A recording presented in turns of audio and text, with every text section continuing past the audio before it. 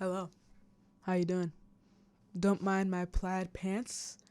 I am extremely comfortable right now. Anyways, today's video is about the Rodecaster Pro II. This is about the coolest audio interface I think I've ever seen in my life. Calling it an audio interface is probably an insult. This thing is like a supercomputer, but it can be plugged into microphones. One thing I want to say before the video starts, this is not an overview, this is a review. There's too many overviews that last an hour, and that's not what this video is going to be. This is going to be a review and my personal thoughts on the Rodecaster Pro II and some of my favorite features, but not all of them. Anyways, let's get into it. The first thing I'm going to talk about is going to be the build quality. Superb. Very good. It is $700, so you get what you pay for. But I could slide these little sliders around all day. They feel super smooth. These buttons are surprisingly not soft. They are very hard. They do not push down. That's not something I was expecting when I first unboxed this thing, but they don't push at all, really. But still good build quality. I can slide these things around. This feels like metal, aluminum maybe, and then this outer casing right here, this is plastic. It weighs about as much as a laptop. It's not one of the light, slim, thin ones. It's going to be one of those big, bulky gaming laptops, but you can still carry it around with you pretty easily, so if you're wanting to take this thing mobile, it can definitely do that. Secondly, the screen. The screen is very fast and responsive. Like, I can click. It doesn't feel exactly like a smartphone like some people have been comparing it to, but it is very fast and very responsive. And me personally, I'd probably compare it to something like a receipt. You know, when you're checking out at a store, that's kind of what I would compare it to, except it processes much faster. You can definitely tell that it reacts fast, because the second I tap under my finger, I can see that the little arrow or whatever I'm touching kind of flexes a little bit to show that I touched it, but it doesn't act on it instantly. So it doesn't have like a Intel Pentacore i7 processor, so it can't act on those things, but it does see that you've touched it, and it is very responsive. Sometimes I will kind of feel like I get some blank touches, but other than that, it feels pretty responsive. And in my opinion, the screen is great. On the back of the Rodecaster Pro II, you have all of your ports, which is a major plus because for some reason, every single audio interface decided to put them all on the front. But you have 4 combo jack XLR inputs, which have a XLR and a line in for your instruments. And you have 3 USB-C ports, 1 for power and then 2 for connecting to an external device. You also have 6 line outputs, 4 for your monitoring headphones and then 2 for your monitors. And finally, you have an Ethernet port if you're looking to plug an Ethernet cable into your Rodecaster Pro II for updates. You also have your volume controls here.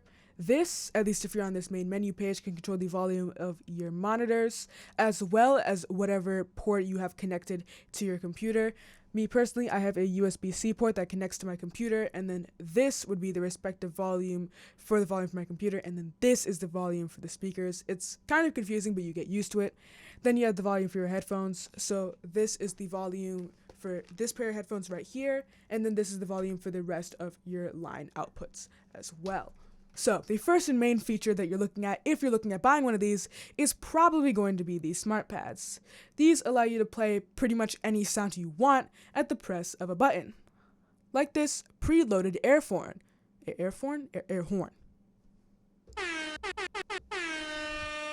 It's pretty cool, isn't it? Not to mention they also loaded it with some music, applause, record scratches, crickets, chimes, trombone, and a rim shot. Why did the chicken cross the road? To get to the other side. If you don't get that joke, the other side is like, not the other side of the road, other side, like the other side. I hope you finally learned what that joke meant. It took me all of like 13 years. I'm 14, I learned it last year. It took me 13 years to figure out what that joke meant. I thought they just meant the other side of the road. I was like, wow. Anyways, it's time to stop talking about chicken jokes and more about audio interfaces. This thing can do just about anything. Like I said, you can play sounds at the push of the button, but You can also switch the pages, and then it has a whole nother page filled with vocal effects. Then you have another one which you can bind any effect you want to. Right now I already have this one, and I have no idea what it does because I made it by pushing random buttons. What does it sound like? Does it sound horrible? I hope it sounds horrible. But these ones are more engineered to sound at least decent. Like this one, which sounds like I'm about to make a ransom demand. Pay me $20,000 or I will steal all of your Klondike bars. Or this one, which sounds like a pitched up 6-year-old kid. Hello. And you have a bunch of other vocal effects, like this megaphone. And I have a very important announcement to make. You should subscribe to my YouTube channel. Or this very large robot. Or a sensor. I don't really think I can do that, so I'm just gonna push the button now. Anyways, these smart pads are reason enough itself to buy this thing. Not really. This thing is $700. But it definitely gives you a big enough reason. These smart pads have a total storage, and you can have a bunch of different sounds added, up to 4 gigabytes, which is pretty big when you're talking about audio and specifically sound effects. You could probably load up at least 100 or maybe even 1,000 of these things if they're small enough onto this 4 gigabyte drive in here. So that's great. That's amazing. But what else can it do? I'm not going to buy a $800 soundboard. Come on, give me a little something else. Well, first of all, that is very offending. You calling this thing a soundboard is like calling a car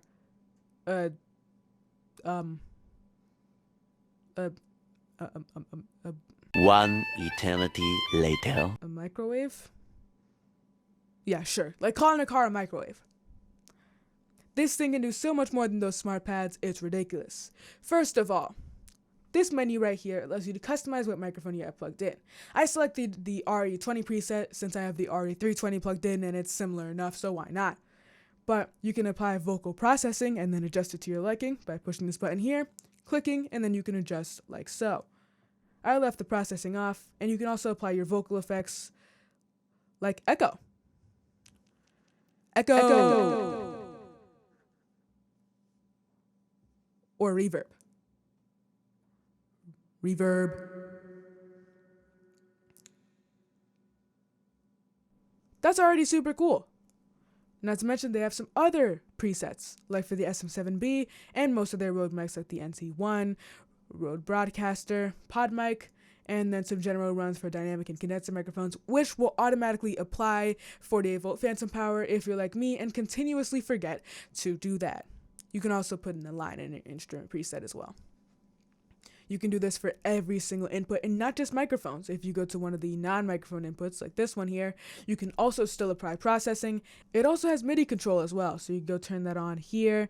It has Bluetooth, so you can go ahead and connect your phone to it and play music, for example.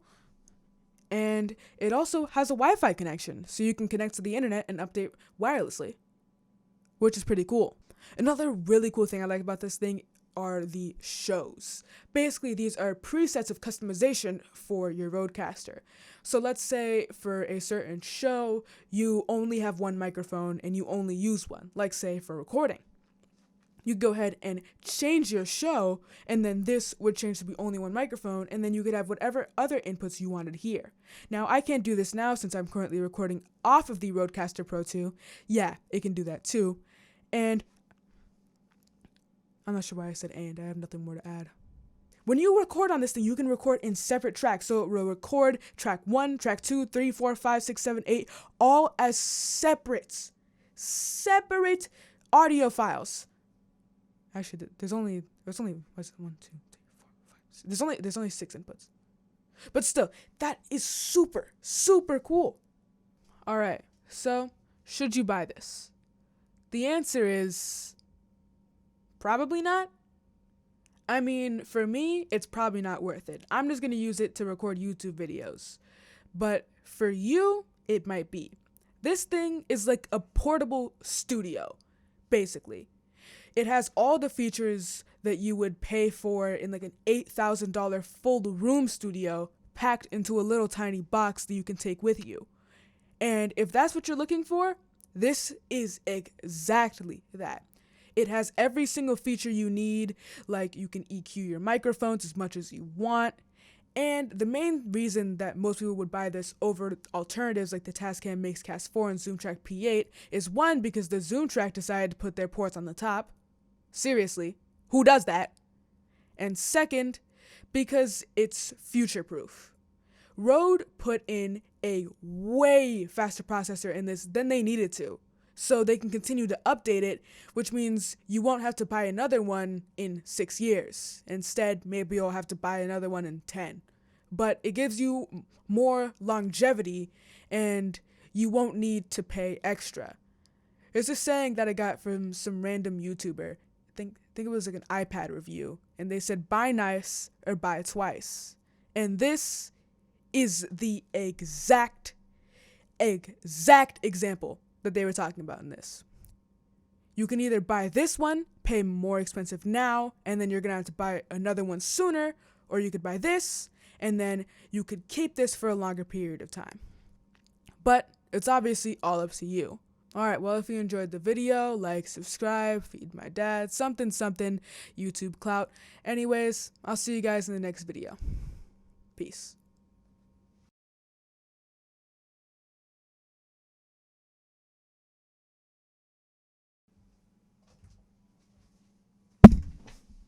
Gosh, dang it.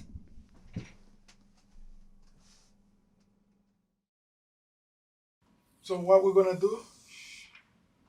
What we're gonna do right now? We're gonna unplug the mics And plug them into the new Rodecaster so we can go take this old Focus right out. Yeah.